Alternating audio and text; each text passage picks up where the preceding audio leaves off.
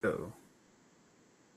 And what's going on, everybody? And welcome back to another episode of Conversations with Jacob right here on YouTube. And today we got a good guest for you. I know I say that every week, but it's true because every guest brings a different story to the podcast. My guest this week is Pam Ross, and she's a musician and songwriter. Pam, and welcome to the podcast. Thank you for having me.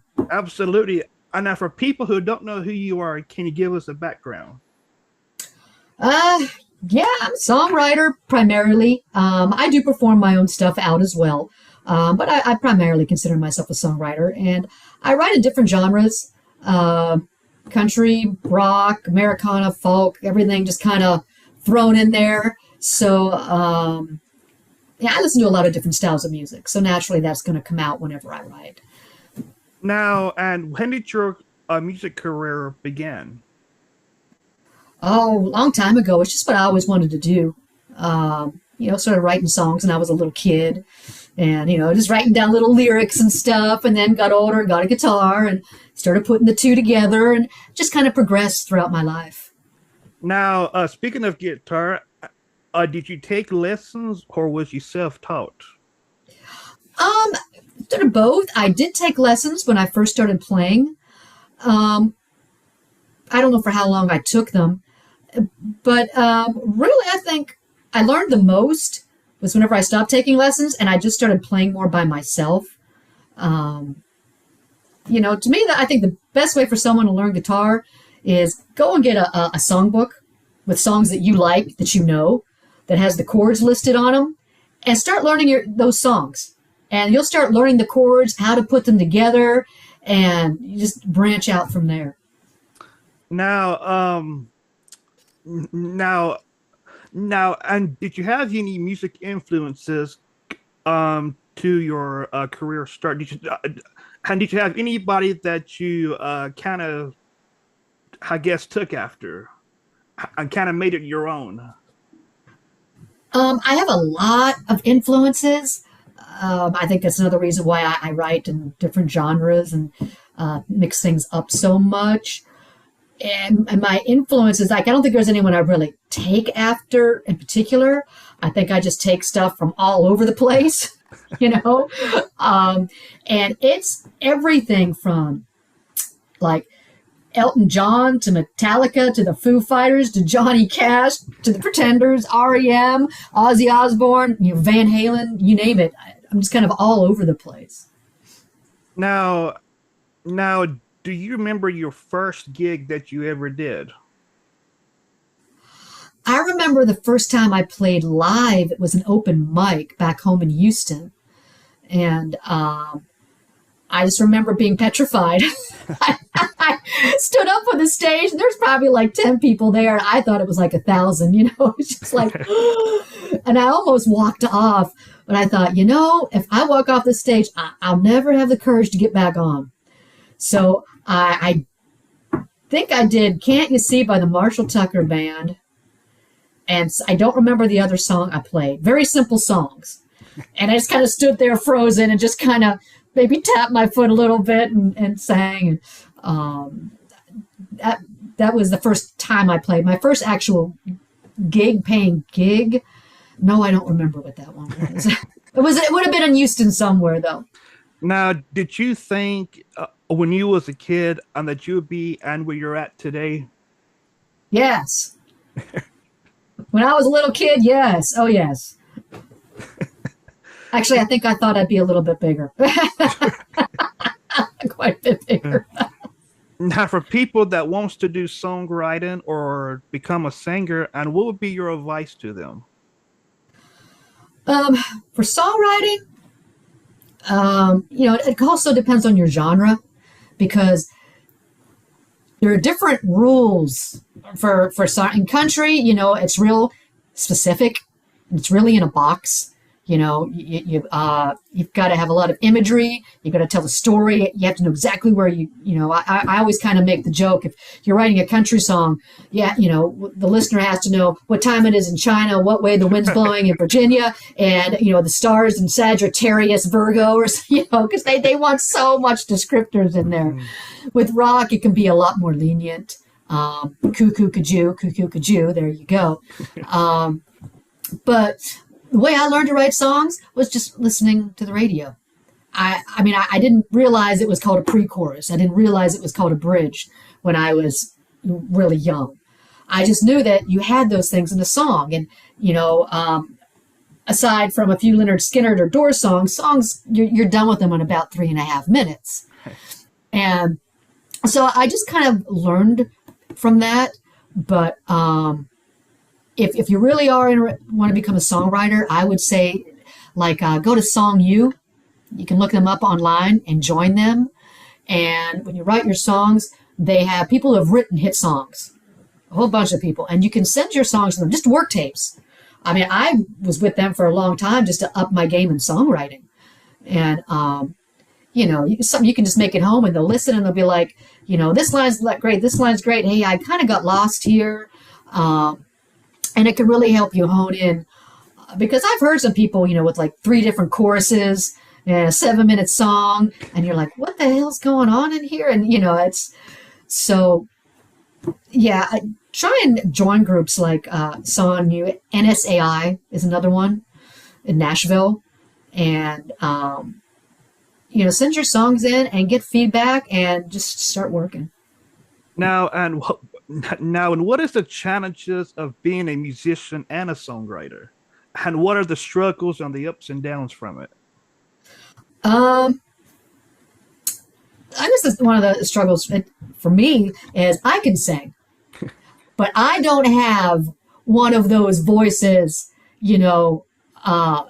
that's soaring high. I'm not a Wynonna Judd or a Carrie Underwood who can really hit those high notes. So I'll write songs. Like I've got some songs now that I'm getting ready to pitch, and I have a female singing on them because the way it needs to be presented, I can't hit those notes. When I play the song, it sounds a little different. It's got me on it, and like I said, I can sing, I can hit notes, but I don't have a 4-octave vocal range. I know this. I know I'm not the best singer in the world, and I never claim to be. I can sing and I can write songs. And when you perform something out, it's better to do it in your vocal range and trying to be somebody you're not. It's better to hit the notes.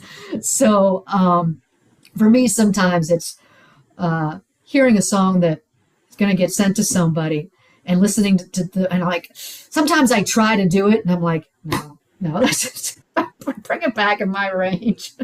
Now, with writing songs, and where did you get your ideas from? I just start listening to a lot of music, and sometimes I'll be like, okay, I want to write a country song.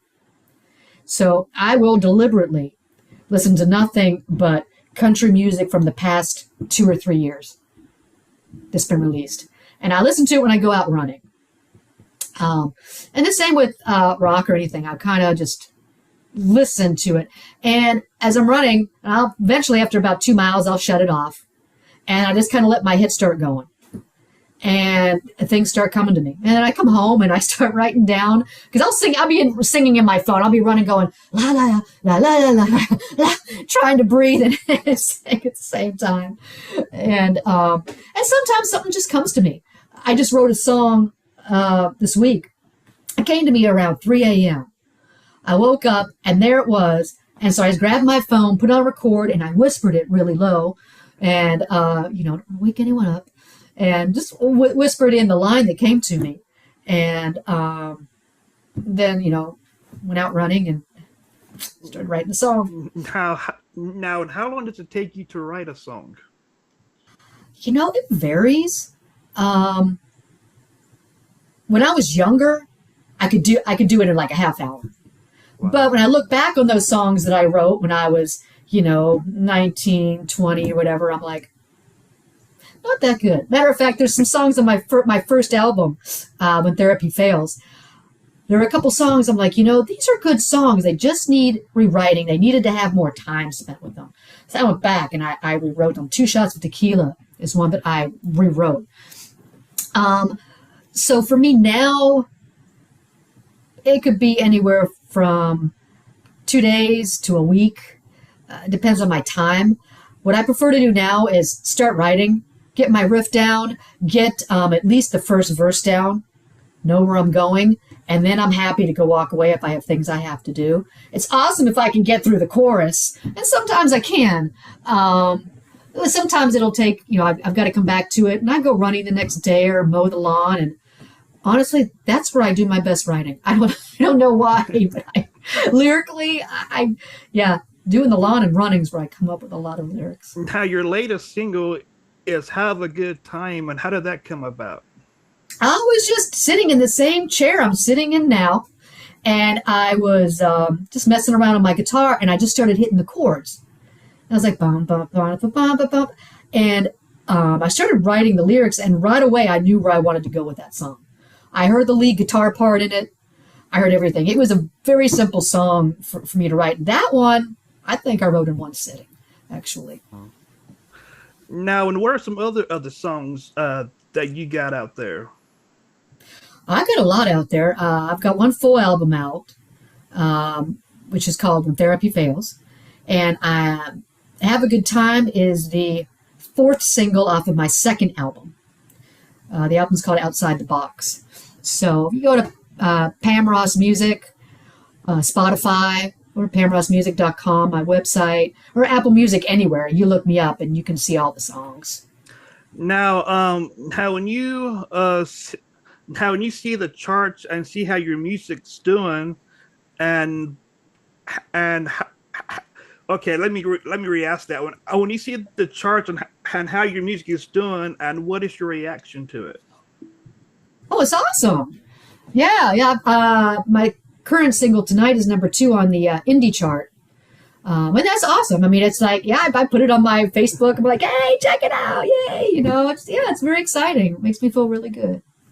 And it was also with the charts, which you're also kind of beating out the other groups as well. That these big groups, these other names, which you're kind of beating them in the charts. Which most people can't do. Yeah, that's funny. The indie chart. I was looking at it, and Billy Strings is on there. Tim McGraw's on there with Paper Umbrellas, and and I'm way ahead of them. But then there they are on the mainstream chart, and I'm nowhere near the mainstream chart. So I don't know how it all works. I just now and where do you see yourself in the future? I'm not sure. You make plans, and then something comes along and makes everything change. So I try not to be set in stone, but really I've been focusing a lot on trying to write for other people lately in the last couple months. That's what I've been doing a lot of, and that's in country.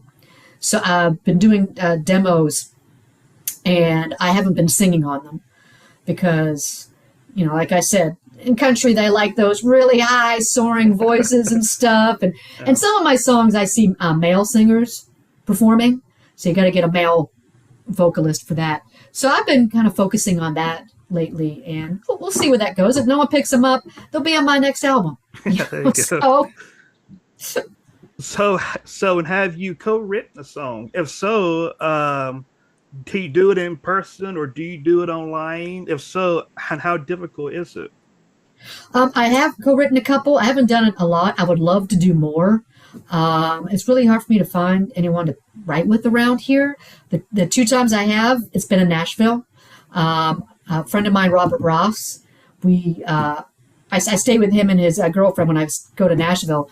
And I was like, Robert, the song came to me. And I was like, I think maybe a quarter of the way, halfway through it. And he sat down, we wrote that together.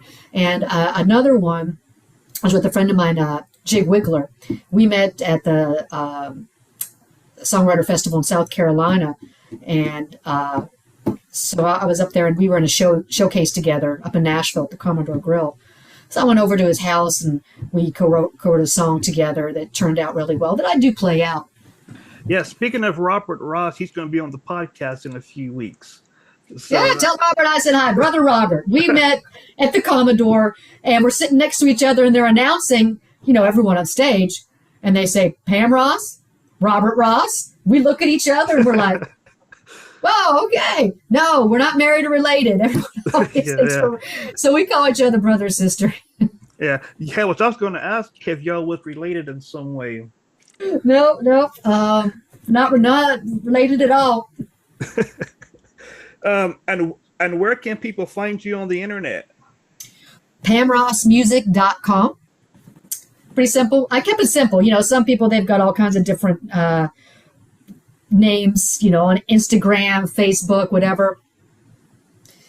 Pam Ross Music. Just plug it in. There you go. Absolutely. Oh, as I know you mentioned before we recorded that you live in North Carolina. Oh, how do you like it down there? It's nice. I'm not gonna lie. I miss Houston because I miss the water. I lived on the bay, and so I really miss living on the water. And but it's pretty here. Absolutely. It's also, and where can people find your music? Like if they wanted to get a physical copy, I guess, and where would they get that at? PamRossMusic.com. Of course, You can yeah. order CDs. You can download music. Buy songs, buy T-shirts, find out my schedule, where I'm playing, everything. Absolutely. All right, Pam, it's been good having you on, and I enjoyed our chat. I really did. Thank you so much for having me on. I enjoyed it. Oh, yeah, absolutely. All right, that wraps up today's podcast. Tune in next week for a brand new interview. Until then, God bless, and we'll catch you guys at the next one.